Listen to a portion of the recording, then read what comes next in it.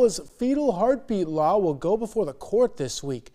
The law, approved in 2018, would prohibit elective abortions after a fetal heartbeat is detected, and that's about 6 weeks. A district judge issued an injunction blocking the law shortly after it passed. With Roe v. Wade productions already gone, Governor Kim Reynolds is asking the courts to overturn an injunction on the law. The case goes before the Iowa Supreme Court tomorrow.